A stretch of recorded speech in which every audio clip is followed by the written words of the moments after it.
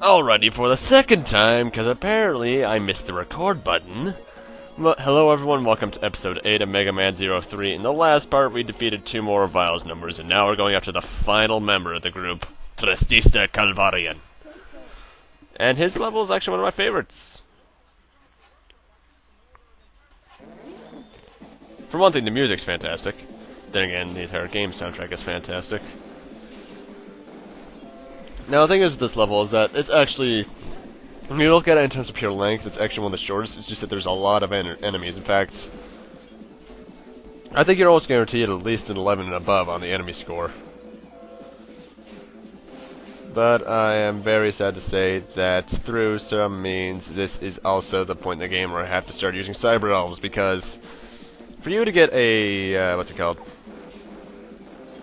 A EX skill from a boss, what you need is to have an A rank at the boss, not after the boss. If you get an A rank at the end of the mission, it does not count, which is very picky. So I have to use one of the A razors, as I like to call them, in terms of Cyber Elves, which is rather annoying.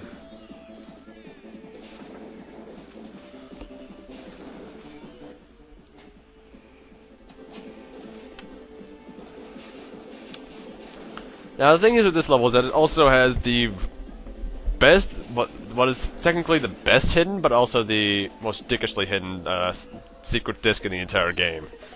I did 100% of this run of this game when the Deep Collection came out in 2010, and this is the one that took me the longest to find. Charge attack your recoil rod here. If you look at the bottom left of the screen as you're falling down, you'll be able to see it, but I'm usually paying attention to the camera that's trying to shoot me. And welcome to the middle of the stage, which is also the main gimmick.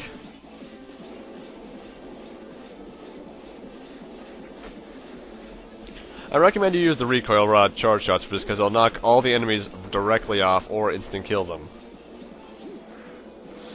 Which makes it much easier. Because this place, you need crowd control. Also, one thing I mentioned in the first recording of this is that these enemies right here reminded me of an enemy in the early in the classics, in that I actually realized that they may have been based off them. They're the enemies that were in Mega Man 2 specifically, I remember for a fact. They were in Flashman stage, and I believe the second Dr. Wily stage as well. And now we have this guy, which is either direct sprite rip or even a reference to the guy in 01. If you remember from the Destroy Train mission, there was a guy eerily similar to this, albeit his pattern was a bit easier, I think. And while I don't take him out nearly as quickly, because I think this guy has a lot more health, if you abuse the timing of the recoil rod, he is pathetic. In fact, I don't even think he should stand a chance. But I messed up on the timing, I believe right here. Yep. But I get him right back into the loop. But be careful with this guy, because he actually does a lot of touch damage. Right now, he would have done around a fourth of my health bar. That's the one big danger about doing A-rank run, is that you can't really use elves much, if at all.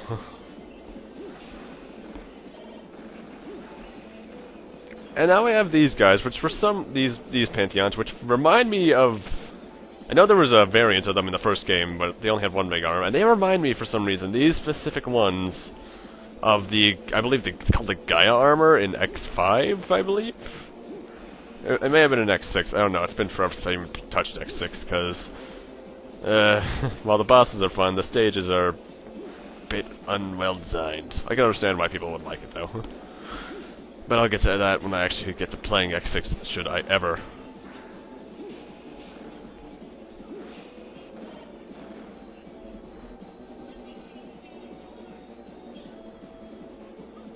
And we're done with that section, which means we're actually pretty much right at the end of the stage. There's only one more section to the stage, and it's a slightly smaller than the first vertical section. Then again, technically speaking, this entire stage is vertical. But the only difference between this one and the first one, really, is that the fact that there's spikes. Now, should you not be rushing, this should be no problem. However, if you are rushing, this could be a problem, especially right here, because getting past those two falconing heads is actually very difficult.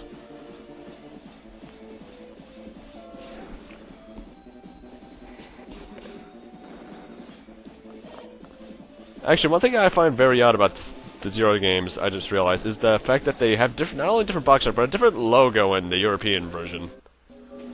And also that in the Japanese version, when you hit someone with a Buster-type weapon, they bleed, quote-unquote. And it's time for me to use my first, Cyber Elf. And once you know it, I still get an A rank in the end anyway. Because apparently the one elf was not enough to drive me over. Thank the gods. Because you need to have an A rank at the boss to get the EX skill. Grrr, so you're Zero. You're so tiny, I almost stepped on you. My name is Testrista Kevlarian. I skipped their text too fast. Now, Testrista, in fact, is actually one of my favorite bosses. But for Tex, he'll end up doing this. He'll send the two dogs out of his shoulders, which he does right now, actually. He'll also call down a box, which he'll throw at you and then charge into, and he'll also call down a random pipe to use as a boomerang. Overall, he's pretty easy to fight, and you can dash underneath that second dog to get all around it. And he's actually... no. He's actually one of my favorite bosses to fight in the series. Huh? Zero? Where'd you go? I can't see you. My whole body hurts. Ouch, ouch! Grrr. So yeah, pretty fun boss. But that's actually one thing, actually thinking about it, that I like better about 04 than any of the others, is the fact that you get the EX skills no matter what. If you do a certain thing, you don't have to get an A rank or above. Which is awesome. And we get the Gale attack, which is actually my oh-so-favorite dash attack that I abused in 02. What the hell, chest?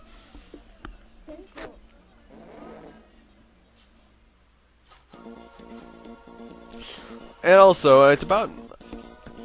since we finally got all the EX skills, it's time for me to finally use all the Cyber Elves. So by the end of the next, 3 minutes, I'm gonna have, not triple the health, a doubled health bar, another sub-tank, and my stats are gonna be slightly raised. I'm also gonna have some new attacks, so... yeah. Fast forward!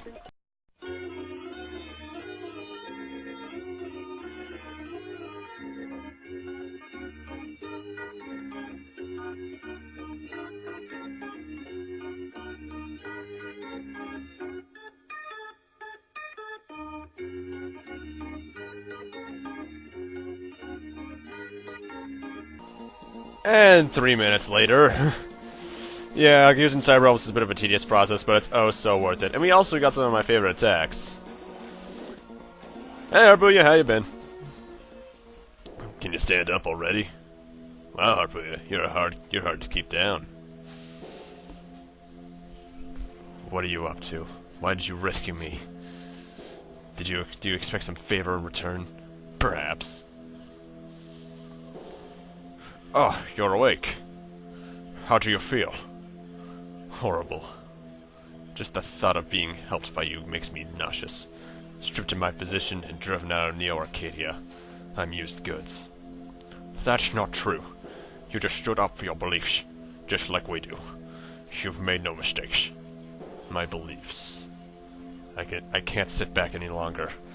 We must protect the humans from Vile. We have to stop him immediately. That Vile?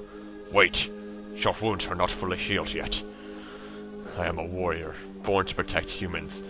I'm a proud warrior of Neo-Arcadia. I don't need any help. Even if my body should fall to ruin, I will still gladly fight for humanity.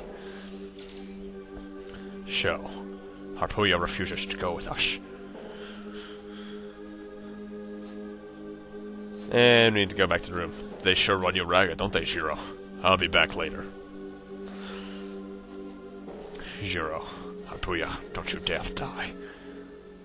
Friendless Serpo Sean Connery. What the hell, me? Anyway, one thing I tried to do here is that apparently I missed an opportunity to talk with Andrew to get a secret disc, which sucks. But with that done, I'm gonna need to end things off here. Thank you guys for watching, rate, comment, subscribe, all that kind of stuff. And next time on Megaman 03, we'll see what happens next. See you guys then.